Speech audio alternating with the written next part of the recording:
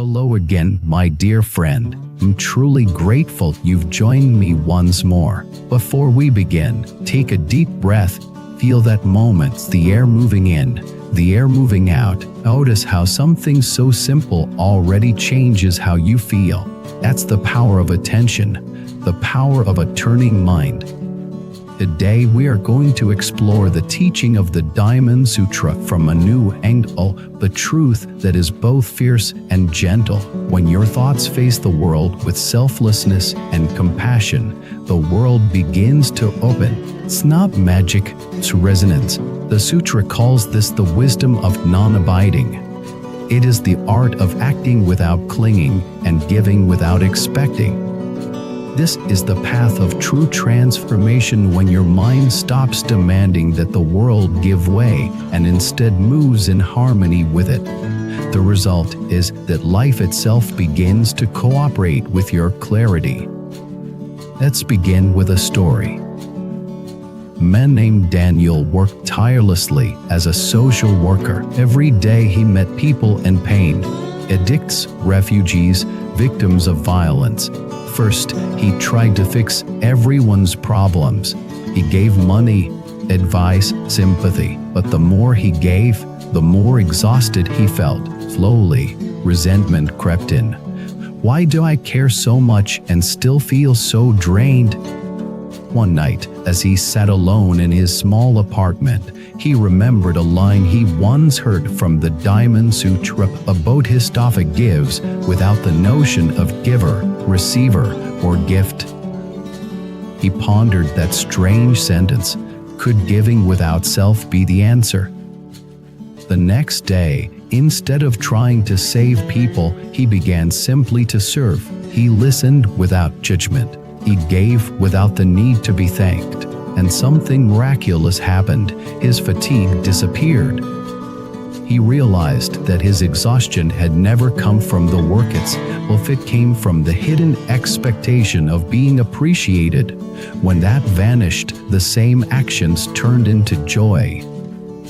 That is the mind turning toward the world with wisdom. The Buddha once said that when the mind no longer clings, its actions become unstoppable. This doesn't mean forceful or aggressive. Means aligned. Means when your inner life and the outer world move as one river, obstacles naturally soften. The Diamond Sutra teaches this through a single question: how should one stand, walk, and control the mind? The answer: let the mind rise without abiding anywhere. To not abide means to stop resting on labels, memories, or fears. It means to respond to the moment directly, freshly, without carrying the baggage of yesterday. This is not emptiness as in numb, it's emptiness as openness. When you meet life without preconceptions, life begins to respond to you with clarity. Here's a simple analogy. Imagine a stream flowing down a mountain. When it meets rocks, it doesn't complain or stop. It simply flows around them. Because it doesn't resist, it eventually shapes the rocks themselves. That's how the enlightened mind moves through life, fluid, adaptable, persistent. When your thoughts turn with compassion, the world, like the rocks, begins to yield. Let's pause for a moment and look inward. Ask yourself, where am I resisting right now? It might be a person you can't forgive, the dream you can't release, or a fear you can't face. Now, imagine what would happen if you stopped resisting, not by surrendering to defeat, but by softening into acceptance. When you turn the mind toward acceptance, you don't lose power, you gain peace. From that peace, wisdom rises, and from wisdom, natural action follows. Student once asked the Chan master, "How can I make the world treat me kindly?" The master replied, "When you stop demanding that it treat you kindly, it will." That's the paradox of freedom. The less you need control, the more the world begins to align with your state of being. When your mind is narrow, everything feels against you. When your mind expands, the same world becomes a teacher. Let's bring this to modern life. In today's culture, everyone is trying to manifest wealth, love, success, but the Diamond Sutra offers a deeper form of manifestation. It says, don't manifest what you want, manifest what you are. If your mind radiates generosity, the world reflects abundance. If your mind radiates fear, the world mirrors danger. If your mind radiates calm, even chaos becomes manageable. This is not superstition, psychology and energy intertwined. The outer follows the inner. The moment you turn your thoughts from grasping to giving, from anxiety to trust, life rearranges itself in subtle, extraordinary ways. There's a phrase in the Sutra that has guided generations of practitioners: the mind should be cultivated so that it abides nowhere. That means you live in the world fully, but your heart remains free. You love without owning. You work without craving results. You serve without seeking credit. In that state, you are both fully human and quietly divine. Another story. Young woman named Clara wanted to start a non-profit organization. For years, she struggled with funding, bureaucracy, and burnout. One day, after reading the Diamond Sutra, she decided to shift her perspective. He told herself, "This project is not mine, it's life's work flowing through me." From that moment, things began to shift. Support came from unexpected places. Volunteers appeared. Her energy multiplied. She didn't become more powerful, she became more transparent. The universe could move through her without obstruction. That is the magic of turning the mind toward the world rather than against it. Let's explore what happens when we face challenges. When something painful happens, our instinct is to contract to protect ourselves, but contraction blocks flow. Expansion invites resolution. The Diamond Sutra calls this the unobstructed mind. It doesn't mean you ignore pain. It means you hold it without adding the story, "This shouldn't happen." When the mind stops fighting reality, clarity emerges like sunlight through clouds. Solutions that seemed impossible begin to appear because your attention is no longer wasted in resistance. Let's practice this. Close your eyes. Think of something difficult you're facing. Notice the tightness in your body. I'll breathe and silently say, "This too belongs." Feel how that sentence relaxes something deep inside.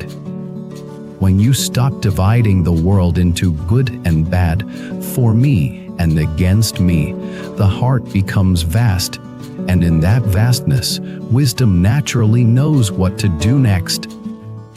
There's a passage in the Diamond Sutra that says, "The Bodhisattva's mind is like space. It holds everything, but clings to nothing."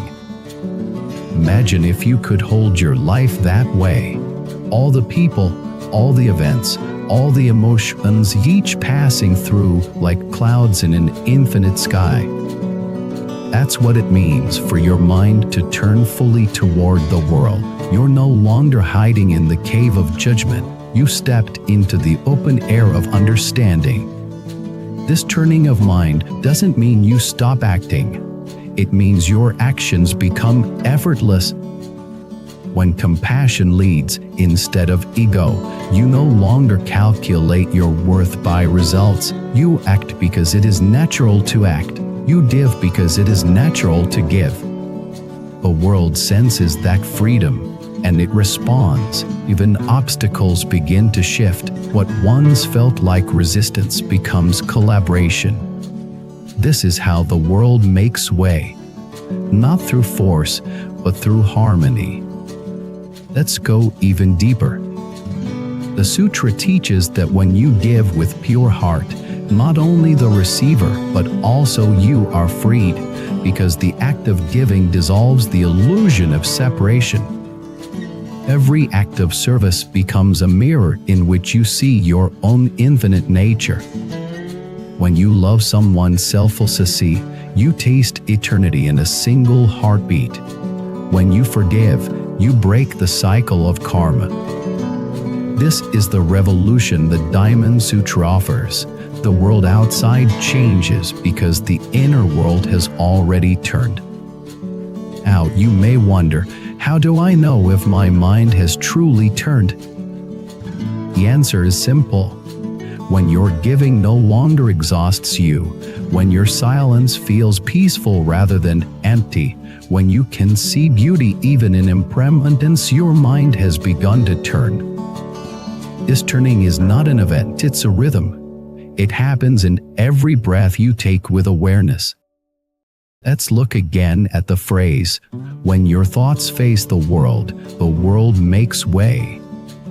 This doesn't mean the world will always obey your desires. It means that your relationship with it becomes fluid. You stop being an isolated fragment and become part of the larger pattern. It's like learning to dance with life instead of pushing against it. The music was always playing, you just stopped stepping on its rhythm. In a world filled with struggle, this teaching is revolutionary. You don't fight your way to peace, you allow peace to become your way. When others shout, you listen. When others demand, you give quietly. When others rush, you breathe. And through these small acts, the current of existence begins to shift around you, gently, invisibly, but undeniably. One last story before we close. A teacher once asked his student to pour water into a full cup. The water spilled everywhere. The student said, "It's impossible, it's already full." The teacher nodded. "Yes, that's your mind. How can the world make way when you're full of yourself?" The student laughed and bowed. From that day, he began to empty a little each morning, empty pride, empty judgment, empty expectation. And strangely, as he emptied, his life filled with meaning. That is the secret of the turning mind. Emptiness is not nothing, it's the space where everything can move. So, my friend, as you go about your day, remember this simple truth.